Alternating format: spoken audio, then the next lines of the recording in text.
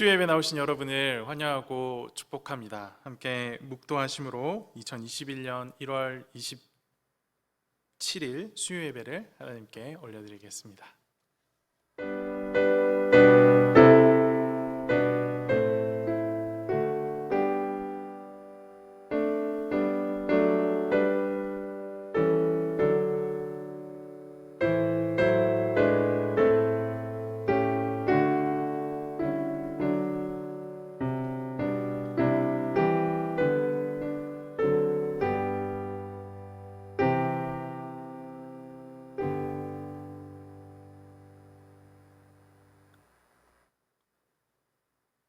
사랑과 자비가 충만하신 하나님 아버지, 죄로 인해 죽을 수밖에 없었던 저희를 구원하시고 주의 자녀 삼으시고 하나님 나라 백성으로 또 주의 제자로 살아가게 인도하여 주심에 참으로 감사드립니다. 주께서 우리 가운데 행하신 놀라운 일들에 감사하며 이 시간 주님 앞에 예배함으로 나아갑니다. 함께 예배하는 모든 대학교의 성도들이 신령과 진정으로 예배하게 하시고 성령의 충만함을 입어 선포되어지는 주의 말씀 앞에 아멘으로 화답하는 귀한 은혜가 있도록 인도하여 주시옵소서.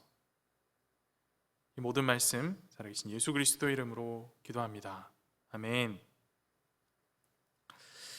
이렇게 찬양하겠습니다. 찬송가 202장 죄에서 자유를 얻게 함은 찬양합니다. 찬송가 202장, 새 찬송가는 268장입니다.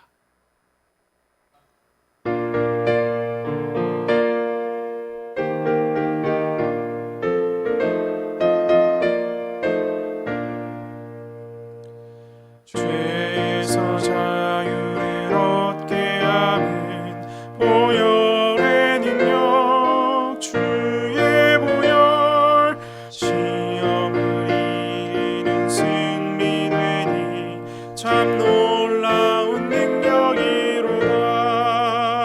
주의 보혈 능력이 또다. 주의 피 주의 보혈 그 어린 양의 매우 귀중한 피로다. 육체의 정욕을 이길 힘은 보혈의 능력, 주의 보혈 정결한 마음을 얻게 하니 참 놀라운 능력이로다. 주의 보혈 능력이 또다. 주의 피 믿으오. 주의 보혈 그 어린 양의 매우 귀중한 피로다.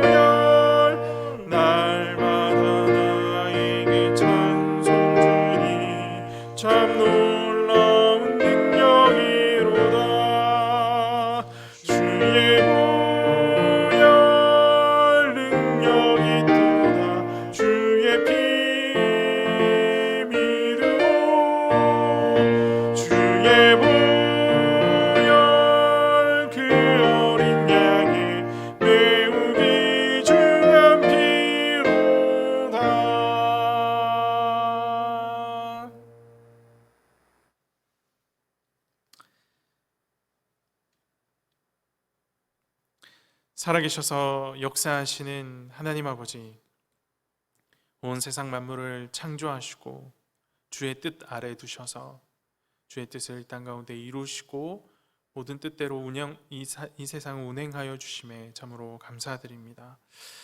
하나님 아버지, 이 세상이 참 많이 불의하고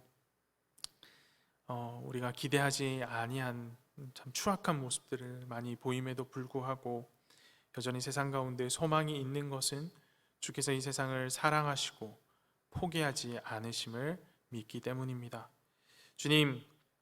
주님께서 이 세상을 사랑하시고 이들에게 참된 구원의 길을 허락하셨던 것처럼 주님, 우리도 이 세상을 끝까지 사랑하여 주께서 우리 가운데 허락하신 그 구원의 길을 세상 가운데 전하며 세상의 아픔 가운데 있는 자들, 어려움 가운데 있는 자들에게 참된 소망이 있음을 전달하는 자들이 될 수 있도록 인도하시고 함께하여 주시옵소서. 하나님, 이 시간 주께서 우리를 부르시고 제자 삼으신 그 목적과 이유를 다시 한번 알기 위해 주의 말씀 앞에 섭니다. 우리가 말씀으로 예배함으로 주님 앞에 나아갈 때에 성령의 충만함을 허락하셔서 말씀 가운데 주의 뜻을 밝히 보이시고 그 말씀에 순종할 수 있는 힘을 우리 가운데 허락하여 주시옵소서. 예배함으로 나아갑니다. 우리의 일상의 삶의 분주함을 잠깐 내려놓고 주님께 집중하고자 합니다.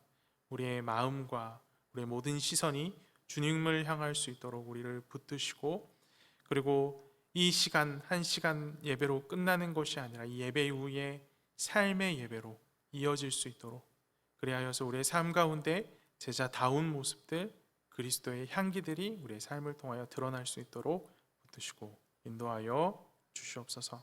예배를 사용하셔서 영광 받으시고 또 우리 가운데 세임 주시고 위로 허락하실 것을 기대합니다.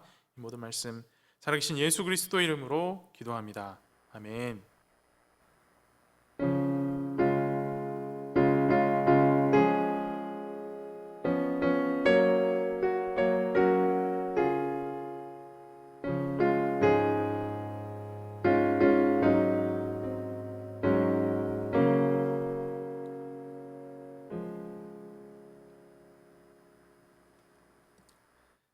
함께 찬송가 204장, 새 찬송가 288장 예수로 나의 구주 삼고 찬양하도록 하겠습니다. 찬송가 204장, 새 찬송가는 288장입니다.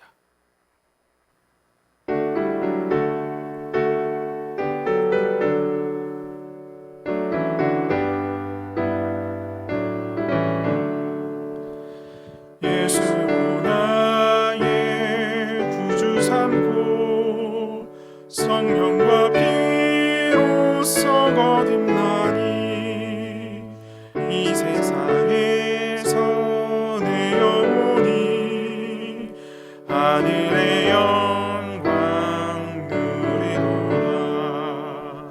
이것이 나의 간증이요 이것이 나의 찬송일세. 나 사는 동안 끊임없이 구주를 찬송하리로다. 온전히 주께 맡긴 내 영 사랑의 음성을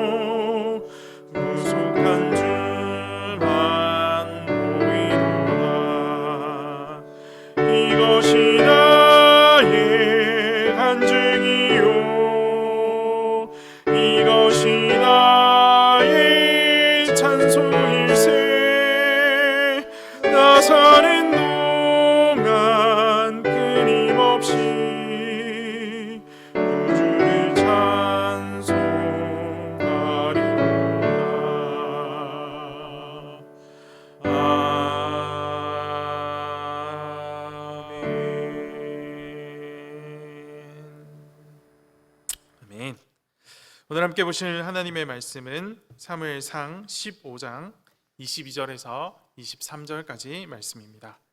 사무엘상 15장 22절에서 23절까지 말씀 제가 봉독합니다. 사무엘이 이르되 여호와께서 번제와 다른 제사를 그의 목소리를 청종하는 것을 좋아하심 같이 좋아하시겠나이까? 순종이 제사보다 낫고 듣는 것이 숫 양의 기름보다 나으니 이는 거역하는 것은 점치는 죄와 같고 완고한 것은 사신 우상에게 절하는 죄와 같음이라. 왕이 여호와의 말씀을 버렸으므로 여호와께서도 왕을 버려 왕이 되지 못하게 하셨나이다 하니. 아멘. 오늘은 이 사무엘상 15장 말씀과 함께 예수로 살리라는 제목으로 말씀을 전하도록 하겠습니다. 한 3년 전 제가 주일 오전 예배 환영을 하는 중에 당시에 유치부 선생님을 하고 있던 한 자매와 대화를 나눈 적이 있습니다. 이 자매가 유치부를 섬기기 위해서 유치부 교사 모임에 가기 전에 잠깐 저와 대화를 한 것이었는데, 그때 유치부 가는 게 마음이 참 어렵다라고 이야기하면서 유치부 아이들이 자신을 무시한다라는 이야기를 한 적이 있습니다. 그러면서 아이들이 이거 좀 하렴이라고 이야기를 했을 때 아이들이 건성으로 대답한 뒤에 행동하지 않는 것을 막 흉내를 내면서 굉장히 큰 웃음을 주었던 기억이 있습니다. 아이들은 하기 싫을 때, 그리고 자신의 일이라고, 자신이 해야 할 일이라고 생각되지 않을 때, 관심 있는 다른 일을 하고 있을 때 부모나 선생님의 요청에 성의 없이 대충 따르기만 합니다. 때로는 하는 신용으로 그칠 때도 많습니다. 예를 들어 빨래를 빨래통에 넣어라 라고 요청을 하면 마지못해 억지로 하죠. 자신의 이불을 개라는 요청도 대충 신용만 합니다. 그래서 이불을 개는 게 아니고 이불을 거의 던져놓다시피 하죠. 밥 먹을 때 핸드폰을 보지 말고 밥 먹는데 집중하라 라고 해도 건성으로만 대답할 뿐 결국 다시 휴대폰을 손에 드는 모습을 보게 됩니다. 처음에는 이 대답이라도 하는 것이 통할 수 있을지 몰라도 이내 부모님의 불호령이 떨어지고 건성으로 대답하는 작전을 포기하곤 합니다. 부모님의 지시를 따르되 온전히 따르지 않는 것, 건성으로 대답만 하는 것, 하는 신용만 하는 것, 이것은 온전한 순종이다라고 말할 수 없습니다. 표현하자면 절반의 순종이라고 말할 수 있겠죠. 절반의 순종은 불순종과 순종을 적절히 타협한 태도입니다. 안 한다고 대답하면 불호령이 떨어질 테니 대답만, 하는 신용만 해가지고 이 순간을 모면하자. 그 이후에는 내가 하고 싶은 거 계속 해야지 하는 타협한 과정의 결과입니다. 참된 순종과 타협의 차이는 마음의 문제입니다. 이미 마음으로부터 순종하지 않고 거부하며 반항할 때 겉으로는 순종하는 척하지만 결국은 자신의 마음을 따라 적당히 흉내만 냅니다. 아이들은 언제나 정당한 이유가 있다라고 설명을 하지만 사실 그 이유는 그 아이의 하기 싫은 마음 가운데 있습니다. 오늘 함께 살펴본 본문의 주인공인 사울 왕도 하나님의 명령에 절반의 순종만 행합니다. 그의 순종이 왜 절반의 순종인지 성경이 분명하게 알려줍니다. 우리가 잘 알다시피 이스라엘 백성들은 국내외 정세에 대한 걱정으로 하나님께 왕을 구했습니다. 하나님은 이스라엘 가운데 왕을 두시는 것 기뻐하시지 않으셨지만 그래도 그 백성들이 구하니 왕을 허락해 주십니다. 그렇게 세워진 왕이 이스라엘의 첫 번째 왕인 사울 왕입니다. 하지만 사울 왕은 하나님 앞에서 절반의 순종만 행했고 그 결과 하나님은 사울을 이스라엘 왕으로 삼으신 것에 대해 후회하시게 됩니다. 이 내용을 자세하게 기록하고 있는 본문이 바로 사무엘상 15장입니다. 사무엘상 15장을 살핌으로 이 이야기들 속에 담겨 있는 의미들을 좀 생각해 보기를 원합니다. 사무엘상 15장은 전쟁 이야기로 시작을 합니다. 그런데 이 전쟁이 좀 독특합니다. 보통 전쟁이라고 하면 정치적인 문제나 군사적인 마찰로 인해서 일어나죠. 외교적인 마찰로 인해서 일어나는데 오늘 본문이 말하는 전쟁은 그런 류의 전쟁이 아닙니다. 이 전쟁은 하나님께서 명령하신 전쟁입니다. 2절 말씀, 15장 2절 말씀, 3절 말씀을 보십시오. 만군의 여호와께서 이같이 말씀하시기를 아말렉이 이스라엘에게 행한 일 곧 애굽에서 나올 때에 길에서 대적한 일로 내가 그들을 벌하노니 지금 가서 아말렉을 쳐서 그들의 모든 소유를 남기지 말고 진멸하되 남녀와 소아와 젖먹는 아이와 우양과 낙타와 나귀를 죽이라 하셨나이다 하니, 하나님께서 이스라엘 백성이 출애굽할 때에 그 출애굽 과정을 방해했던 아말렉에게 심판하라라고 사울 왕에게 명령하십니다. 그리고 이 전쟁에 반드시 수행해야 할 명령이 한 가지 있으니 그것이 진멸입니다. 진멸이라는 말은 그대로 싹 쓸어버리라는 겁니다. 주께서 명령하신 것이니 하나도 남김없이 다 멸하라라는 의미죠. 하나님의 뜻에 불순종하고 반대하는 족속에게 하나님의 공의에 따라서 명확하게 그 공의에 어긋나지 않게 정확하게 심판하시는 것이 바로 이 진멸이다라고 할 수 있습니다. 본문에서 우리가 분명히 볼 수 있듯이 하나님은 사울에게 아말렉을 진멸하라라고 분명하게 명령하셨습니다. 그런데 이 사울 왕 아말렉을 진멸하지 않습니다. 8절과 9절 말씀 보십시오. 아말렉 사람의 왕 아각을 사로잡고 칼날로 그의 모든 백성을 진멸하였으되 사울과 백성이 아각과 그의 양과 소의 가장 좋은 것 또는 기름진 것과 어린 양과 모든 좋은 것을 남기고 진멸하기를 즐겨 아니하고 가치 없고 하찮은 것은 진멸하니라. 사울과 백성은 좋은 것은 취하고 하찮은 것만 진멸하는 모습을 보입니다. 분명 진멸하기는 했는데 모든 것을 진멸하지는 않은 것입니다. 재미있는 것은 이것에 대한 하나님의 진술과 하나님이 보고 평가하시는 것과 사울의 진술이 엇갈린다라는 데 있습니다. 11절 말씀 보십시오. 내가 사울을 왕으로 세운 것을 후회하노니 그가 돌이켜서 나를 따르지 아니하며 내 명령을 행하지 아니하였음이니라 하신지라. 사무엘이 근심하여 온 밤을 여호와께 부르짖으니라.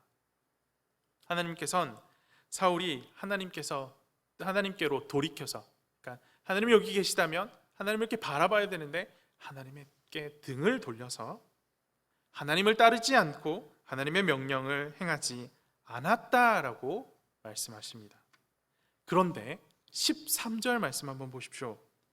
사무엘이 사울에게 이른즉 사울이 그에게 이르되 원하건대 당신은 여호와께 복을 받으소서 내가 여호와의 명령을 행하였나이다 하니. 여호와께서는 분명히 사울 왕이 내 명령을 따르지 않았다, 나에게서 등을 돌렸다라고 말씀하시는데 사울은 자신이 여호와의 명령을 행하였다, 나 순종했어요라고 대답하고 있는 겁니다. 이 엇갈리는 진술 속에서 그 중간자 역할을 하고 있던 사무엘이 사울에게 이렇게 질문 하나를 던집니다. 14절 말씀입니다. 사무엘이 이르되 그러면 내 귀에 들려오는 이 양의 소리와 내게 들리는 소의 소리는 어찌 됨이니까 하니라. 여호와의 명령을 당신이 다 순종하였다면 이 모든 것들이 다 진멸되어져 있어야 하는 상황인데 양과 소의 소리가 들리는 것은 어찌 된 겁니까? 양과 소는 왜 살아 있습니까?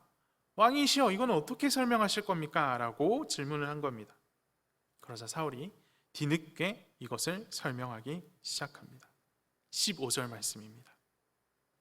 사울이 이르되 그것은 무리가 아말렉 사람에게서 끌어온 것인데 백성이 당신의 하나님 여호와께 제사하려 하여 양들과 소들 중에서 가장 좋은 것을 남김이요 그 외의 것은 우리가 진멸하였나이다 하는지라. 하나님께 제사를 드리기 위해서 양과 소의 가장 좋은 것을 남겼다라고 말합니다. 그런데 이것을 자신이 행한 것이 아니라 백성들이 했다, 무리가 했다라고 말하고 있습니다. 나아가 하나님께 내가 다 순종했습니다라고 했던 그 말도 교묘하게 바꿉니다. 그 외의 것은 진멸하였나이다. 13절에서는 분명 내가 여호와의 명령을 행하였나이다라고 했는데 뭔가 문제가 드러나고 문제가 밝혀지니 백성이 그랬어요, 저 무리가 그랬어요, 이런 식으로 말을 바꾸어 버린 겁니다.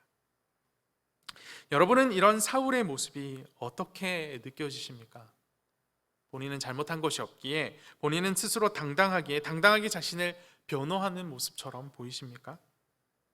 아니죠.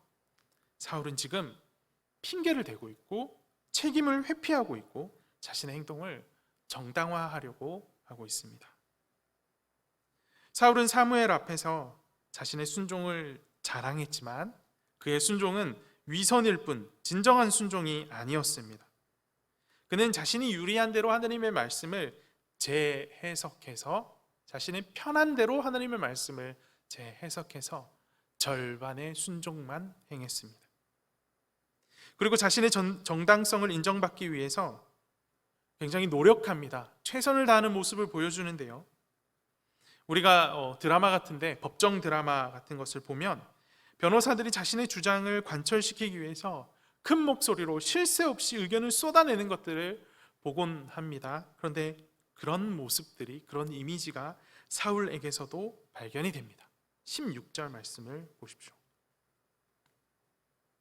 사무엘이 사울에게 이르되 가만히 계시옵소서, 간밤에 여호와께서 내게 이르신 것을 왕에게 말하리이다 하니 그가 이르되 말씀하소서. 사무엘이 사울에게 지금 가만히 계시옵소서, 제발 좀 가만히 있으세요, 제가 이야기 좀 할게요 라고 말을 하고 있는 겁니다. 얼마나 말을 많이 했으면, 얼마나 열정적으로 자신을 변호했으면 좀 가만히 있어 보십시오 라고 이야기하겠습니까? 사울은 자신이 행한 절반의 순종에 정당성을 부여하기 위해서 정말 최선을 다했던 것 같습니다. 하지만 이 노력, 자신의 정당성을 부여하기 위해서 아무리 노력한들 그 노력에 무슨 의미가 있겠습니까? 하나님은 이미 사울의 모든 것을 꿰뚫어 보셨습니다. 그 어떤 말로도 그의 중심을 속일 수가 없는 거죠.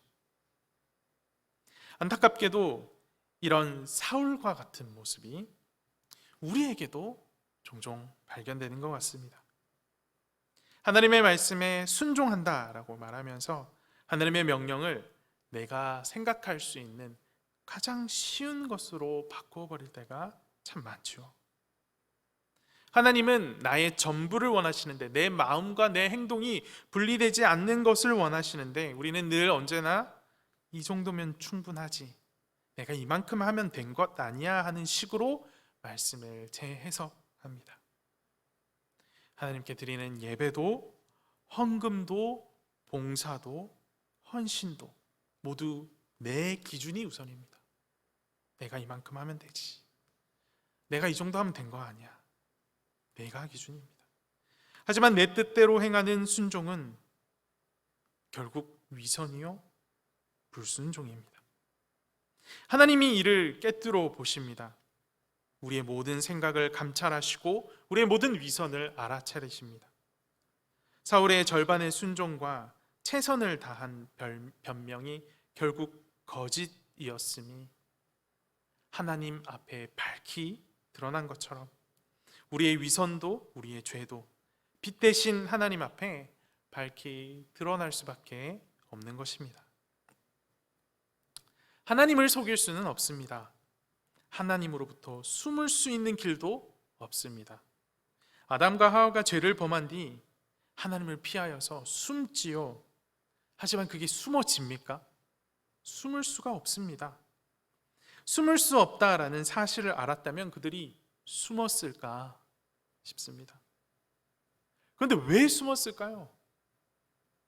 하나님께서 감찰하시지 못하는 것, 하나님께서 보시지 못하는 것이 없다는 사실 이들이 몰랐기 때문에 그랬을까요? 아닙니다. 죄가 그들의 눈을 가렸기 때문에 하나님 앞에 숨을 수 있다라고 착각한 것입니다. 이처럼 죄는 우리의 눈을 가립니다. 우리가 하나님 앞에 있다라는 사실을 망각하게 하고 하나님으로부터 숨을 수 있다라고 생각하게 하고 하나님을 속일 수 있다라고 착각하게 만듭니다. 우리는 이런 죄의 속임수에 속아서는 안 될 것입니다. 다시 한번 말하지만 우리는 하나님을 속일 수 없습니다. 따라서 우리는 1차적으로는 죄를 짓지 않도록 노력해야 할 것이고, 행여 죄의 유혹을 받는다 할지라도, 그리하여서 죄를 짓는다 할지라도 솔직하게 자신을 내어놓고 주님 앞에 용서를 구할 수 있어야 합니다. 회개의 자리에 나아갈 수 있어야 한다는 겁니다.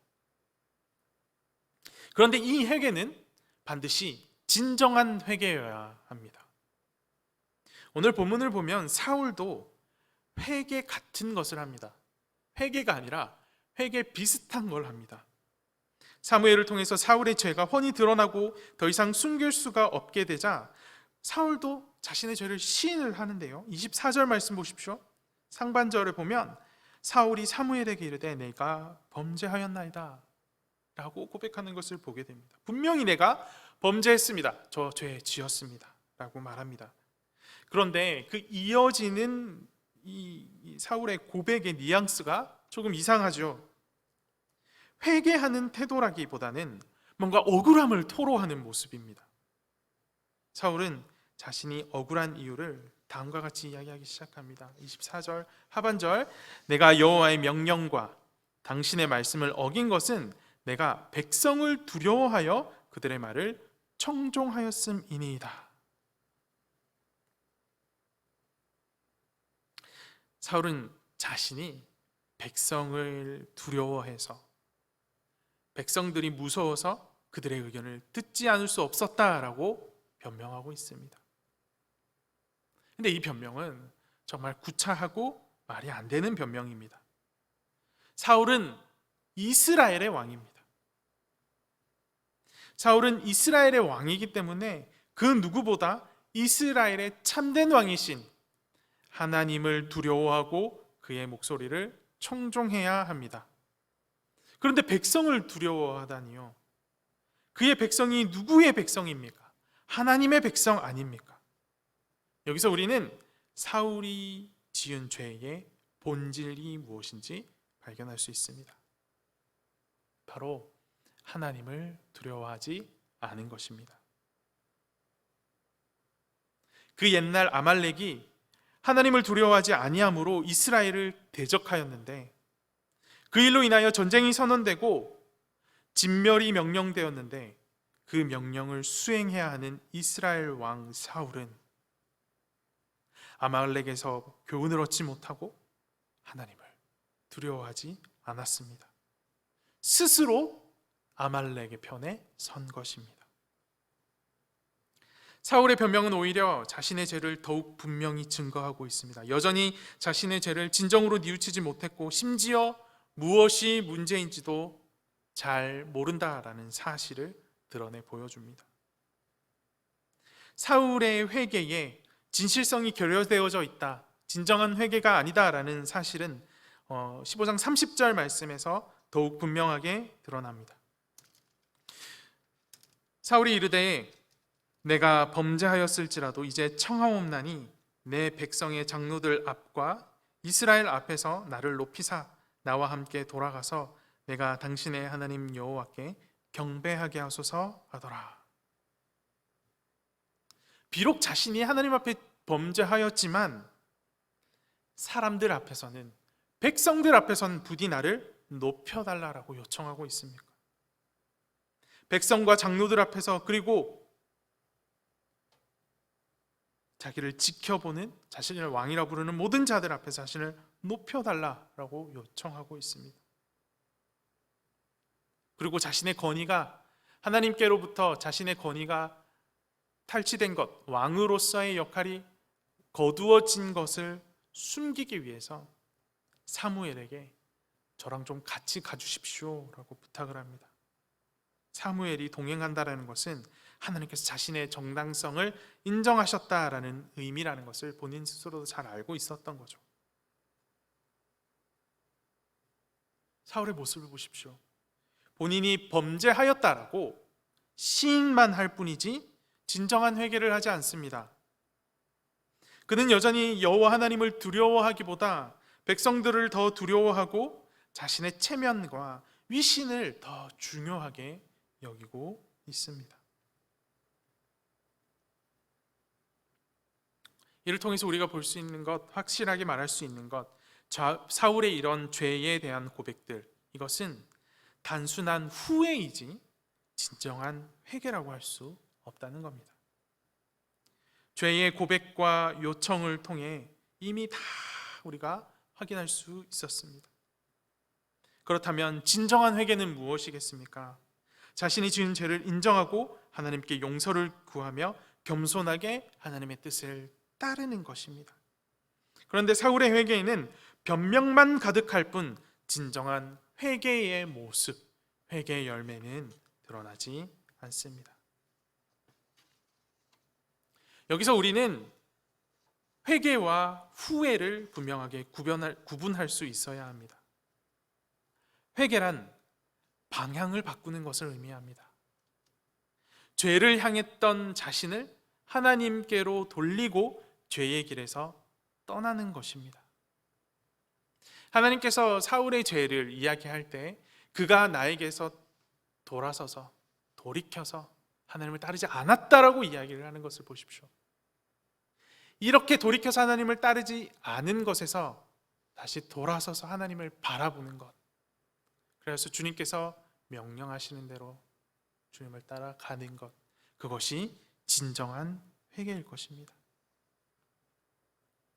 그렇기 때문에 회개에는 죄의 고백과 함께 죄에서 돌아서는 실천이 포함이 됩니다. 우리의 몸이 죄를 향해 있던 것이 반드시 주님 앞으로 돌아서는 이 행동이 필요합니다. 시선의 이동이 필요합니다. 자신의 죄를 고백하며 눈물을 흘리지만 잘못된 행위를 바로잡지 않는다면 겉으로 보기에는 회개한 것 같지만 사실은 후회일 뿐 그것이 회개다, 진정한 회개다라고 말할 수는 없는 겁니다. 여전히 죄를 바라보고 있으면서 회개했다라고 말하는 것은 모순입니다. 따라서 우리는 후회할 것이 아니고 회개해야 합니다. 오늘 함께 예배하는 우리 모든 대학교의 성도들은 모두 예수님을 구주로 시인한 자들일 겁니다. 우리는 예수 그리스도를 만났고 예수 그리스도를 만남으로 우리가 얼마나 심각한 죄 가운데 있었는지, 얼마나 심각한 죄인인지 깨닫게 되었습니다. 그렇기에 눈물을 흘리며 용서를 구했고 우리의 죄를 용서하시는 놀라운 사랑 앞에 또 다시 감격하며 눈물을 흘렸습니다. 그리고 이젠 변화된 삶, 새로운 삶을 살겠다라고 결단하고 주님의 제자답게 살려고 힘쓰고 있습니다.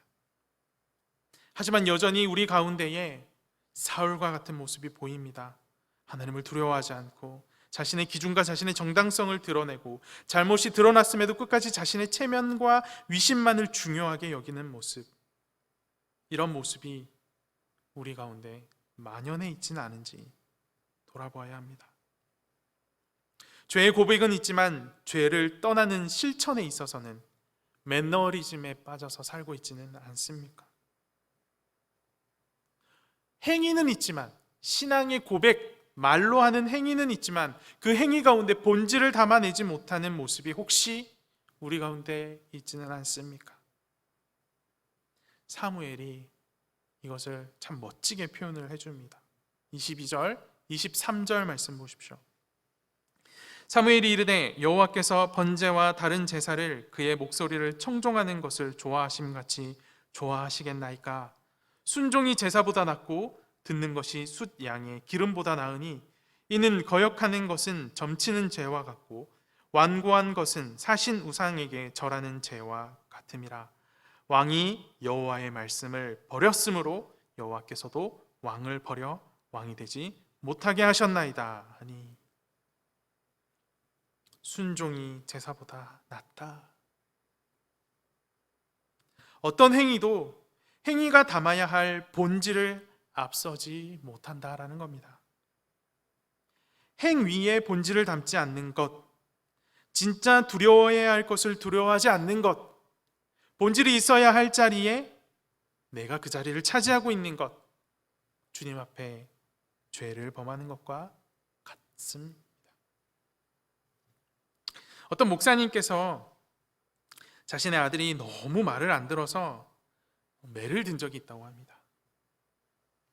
매를 들었더니 이 아들이 너무 무서워서 사색이 돼서 벌벌 떨더랍니다. 맞을 게 두려웠던 모양입니다. 그래서 그 벌벌 떠는 아이의 모습을 보고 마음이 너무 아파서 차마 때리지 못하고 도리어 자신의 발을 때렸다고 합니다. 이 모습을 본 아들이 충격을 받은 듯이 회개하고 진심으로 잘못을 고백했답니다. 아버지, 잘못했어요. 아버지, 이젠 제가 절대로 이런 잘못을 행하지 않을게요. 시간이 지나 며칠이 지나서 아들이 방에서 엄마에게 엄청 혼이 나고 있더랍니다. 한참 혼나고 있던 중에 아들이 아빠! 하고 큰 소리로 아버지를 부르더랍니다. 무슨 일인가 하여서 방문을 이렇게 빼고 열어보니 아내가 회초리를 들고 있고 아들을 때리려고 하고 있었답니다. 그때 아들이 이렇게 말하더랍니다. 아빠가 대신 맞아줘요. 순간 너무 당황했지만 아들 앞에서 일관성 있게 행동해야 한다고 생각해서 결혼 후 처음으로 아내에게 매를 맞았다라는 이야기 들은 적이 있습니다. 재미있는 이야기죠. 웃긴 이야기이기도 합니다. 하지만 웃고만 넘어갈 수 없는 것이 이 아들의 모습 속에서 우리의 모습이 보이기 때문입니다. 내가 죄를 지었고 주님이 그런 나를 대신해서 십자가를 지셨습니다. 이 사실을 우리가 처음 만날 때는 이것에 얼마나 큰 감동을 받고 큰 은혜를 받았습니까? 그런데 언제부턴가 나는 또 죄를 짓고 죄값을 자연스럽게 예수님께 들이밉니다. 이제 이것에 익숙해졌습니다. 분명히 복음을 알고 있지만 그 복음이 나로 하여금 죄를 이기지 못하게 하고 죄에 대한 책임만 계속 밀어내게끔 만듭니다. 예수님께서 내 죄를 사해 주셨다고 믿으면서 여전히 죄의 종로를 타고 있는 겁니다. 이것이 바로 온전한 순종이 아닌 절반의 순종이요, 진정한 회개가 아닌 후회에 불과한 삶일 것입니다. 복음의 핵심은 우리가 십자가에서 예수 그리스도와 연합되었다라는 데 있습니다. 로마서 6장 4절은 이렇게 말합니다. 그러므로 우리가 그의 죽으심과 합하여 세례를 받음으로 그와 함께 장사되었나니 이는 아버지의 영광으로 말미암아 그리스도를 죽은 자 가운데서 살리심과 같이 우리로 또한 새 생명 가운데서 행하게 하려 함이라. 세례를 받았다 하는 것은 예수님과 하나가 되었다라는 의미입니다.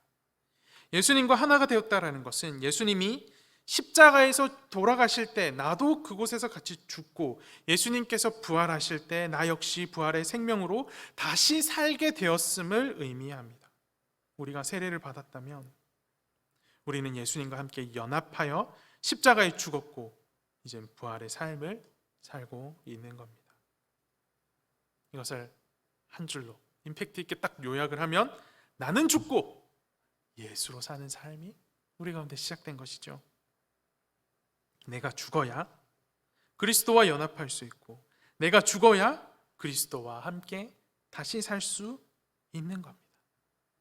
그런데 여전히 내 안에 내가 버젓이 살아있으면 예수로 사는 것은 불가능합니다. 내가 죽고 싶다고 죽어질 수 있습니까? 라고 묻는 분이 계실 것 같습니다.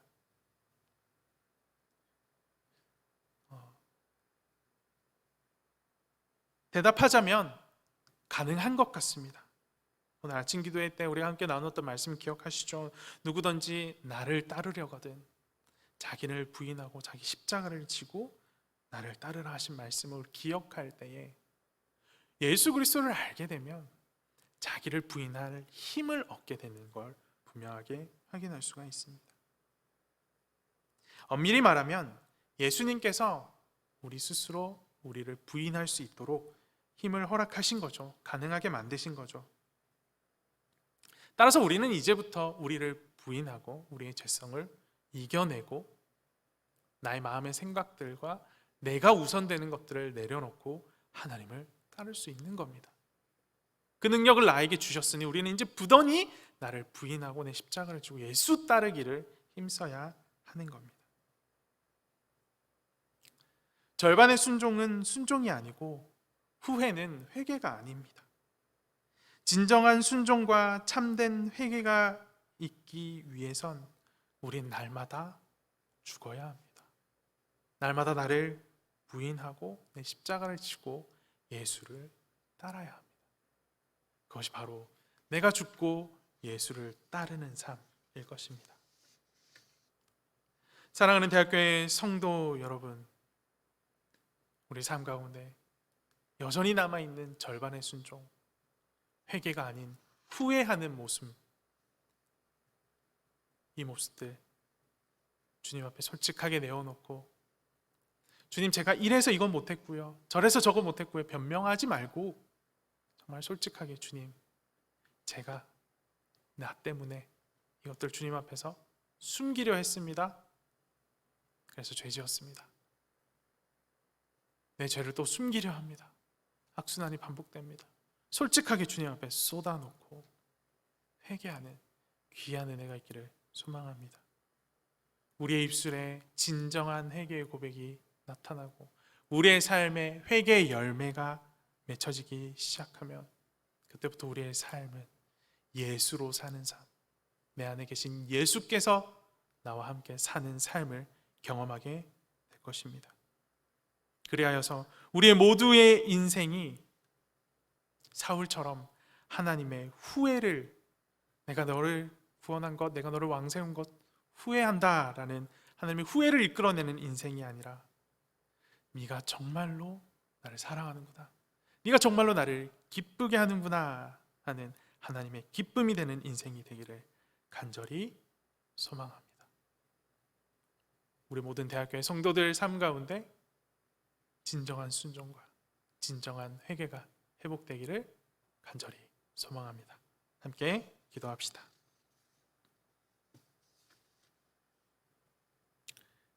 주님, 오늘 말씀과 함께 우리의 연약함을 고백합니다.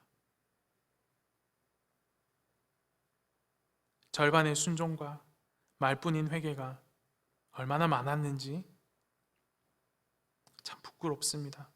주님, 용서하여 주시옵소서.